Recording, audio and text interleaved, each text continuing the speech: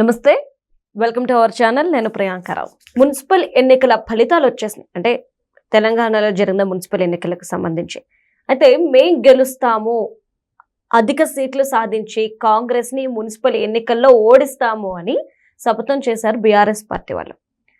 మరి ఇప్పుడు చూస్తే కాంగ్రెస్ ముందంజలో చక్కగా దూసుకుపోయింది. ఈరోజు అధిక సీట్లు గెలుచుకుంది.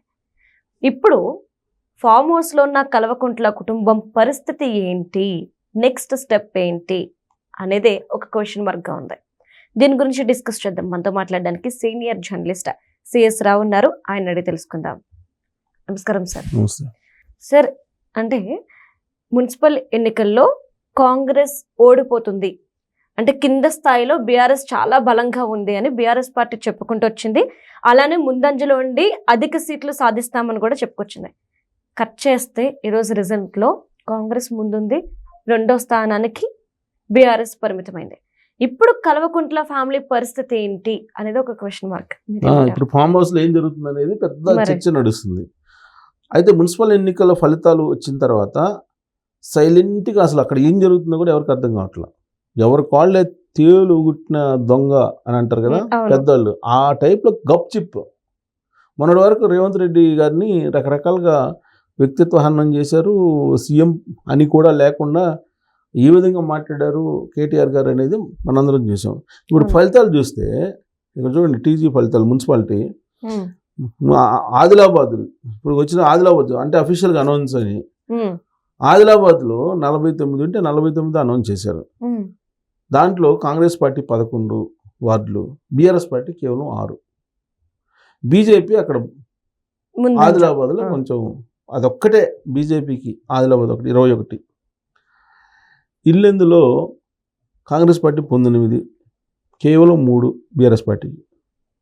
3 మున్సిపాలిటీలు. అశ్వారావుపేట 22 వార్డులు ఉంటే 22లో 17 వార్డులు కాంగ్రెస్ పార్టీ గెలుచుకుంది, 2 బీఆర్ఎస్ పార్టీ 2. ఇక కార్పొరేషన్లు రామగుండంలో కాంగ్రెస్ పార్టీ 38 గెలుచుకుంది డివిజన్లు, 60 ఉంటే BRS party 13. Strong hold BRS పార్టీకి కరీంనగర్, ఉమ్మడి కరీంనగర్, అలాగే ఉమ్మడి వరంగల్, అక్కడ కూడా పర్ఫార్మెన్స్ లేదు. నిజామాబాద్లో 60 ఉంటే ఇప్పుడు అఫీషియల్గా అనౌన్స్ చేసిన దాంట్లో 2 కాంగ్రెస్, బీజేపీ 5 ఉన్నాయి, బీఆర్ఎస్ పార్టీకి 0 ఇప్పుడు వరకు అనౌన్స్ చేసిన దాంట్లో ఏం లేవు. మహబూబ్ నగర్లో 60 ఉంటే 30 అనౌన్స్ చేశారు డివిజన్లు, 15 కాంగ్రెస్, 8 బీఆర్ఎస్ పార్టీ. అంటే 2వ ప్లేస్లో ఉన్నాము అని చెప్పుకోవచ్చు, కానీ ఎవరు బీఆర్ఎస్ పార్టీ కాంగ్రెస్ పార్టీకి చాలా దూరంగా ఉంది. ఆ 2వ స్థానంలో కూడా కాంగ్రెస్ పార్టీకి చాలా దూరంగా ఉంది, అందుకునే స్థాయిలో లేదు, అది చాలా దూరంగా ఉంది. ఇప్పుడు కాంపిటీషన్ అంటే దగ్గరగానే ఉండాలి అట్లీస్ట్, ఆ దగ్గరగా కూడా లేదు. దగ్గరగా కూడా లేకపోగా ఇప్పుడు వాళ్ళ సొంత నియోజకవర్గాలు ఉన్నాయి కదా, సిరిసిల్ల ఎవరిది, కేటీఆర్ గారిది, సిద్దిపేట హరీష్ రావు గారిది, కామారెడ్డి కేసీఆర్ గారు ఓడిపోయారు, గజ్వేల్ ఆయన నియోజకవర్గం. వాళ్ళ సొంత నియోజకవర్గాల్లో కూడా వెనకబడినటువంటి పరిస్థితి, సొంత నియోజకవర్గాల్లో కూడా పర్ఫార్మెన్స్ లేనటువంటి పరిస్థితి. అంటే ఏం జరుగుతుంది బీఆర్ఎస్ పార్టీలో, కల్వకుంట్ల ఫ్యామిలీలో ఏం జరుగుతుంది, లేదా ఫామ్ హౌస్లో ఏం జరుగుతుంది అనేటువంటి చర్చ జరుగుతుంది. ఇక్కడ ఒకరు ఆరోపించుకోవచ్చు, కానీ ఏది వాళ్ళు ఒకటయ్యారు, బీజేపీ కాంగ్రెస్ ఒకటయ్యారు, లేదంటే కాంగ్రెస్ వాళ్ళేమో బీఆర్ఎస్ పార్టీ అలాగే బీజేపీ ఒకటైందని ఇలా ఆరోపించుకోవచ్చు. కానీ అల్టిమేట్గా ప్రజలు ఇచ్చినటువంటి తీర్పుని కనుక చూస్తే బీఆర్ఎస్ పార్టీ కంటే కాంగ్రెస్ పార్టీ చాలా ముందుందని వస్తుంది. ఇప్పుడు ఆయన చెప్తున్నాడు ఏంటి, కేటీఆర్ గారు ఏం చెప్తున్నారంటే మెరుగైన ఫలితాలు మేము సాధించారని చెప్తున్నాడు. ఎట్ట సాధించారో అర్థం కావట్లేదు. అంటే ఆయన ఏమంటాడంటే నేరుగా దాదాపు 15-16 మున్సిపాలిటీలకు గెలిస్తే మరో 15-16 వాటి చోట్ల అత్యధిక స్థానాలు గెలిచాం మేము అని చెప్తాడు ఆయన. 750 వార్డుల్లో మేము విజయం సాధించాము, దాదాపు 30% మున్సిపాలిటీలు మేము గెలుస్తున్నాం అని చెప్పి చెబుతాడు. 30% మున్సిపాలిటీ గెలిస్తే పర్ఫార్మెన్స్ బాగున్నట్టు ఫీల్ అవుతున్నాడు ఆయన. ఒకవేళ దగ్గరగా ఉండాలంటే దగ్గర ఒక 60% గెలవాలేమోగా.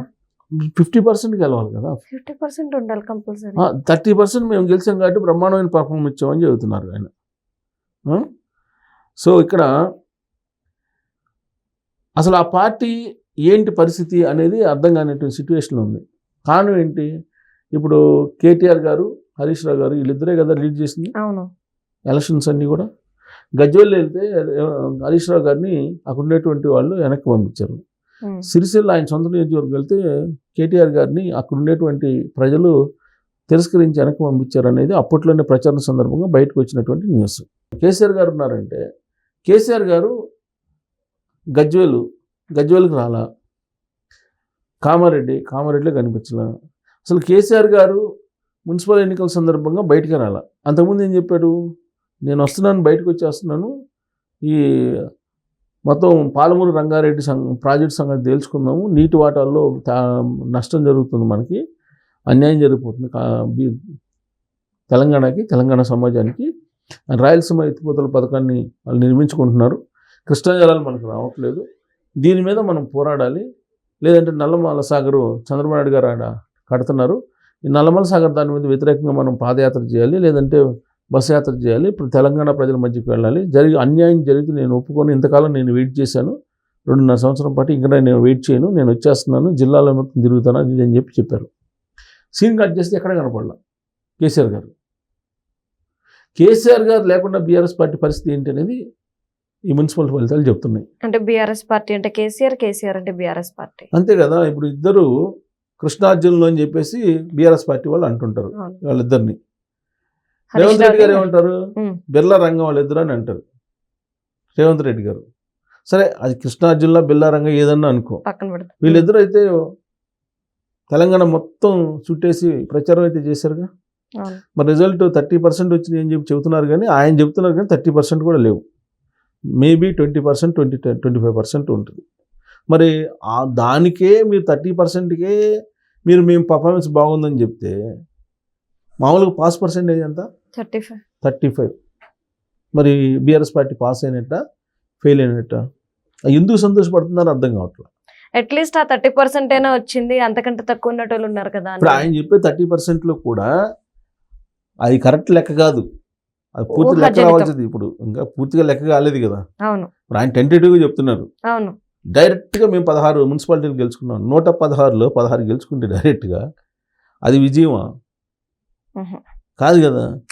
సో కల్లగొండ ఫ్యామిలీలో ఫామ్ హౌస్లో ఖచ్చితంగా ఏదో ఒక పెద్ద మిరాకిల్ జరగబోతుంది త్వరలో. ఆ మిరాకిల్ ఏందనేది మనం చూడొచ్చు ఈ ఫలితాలు చూసిన తర్వాత. రైట్.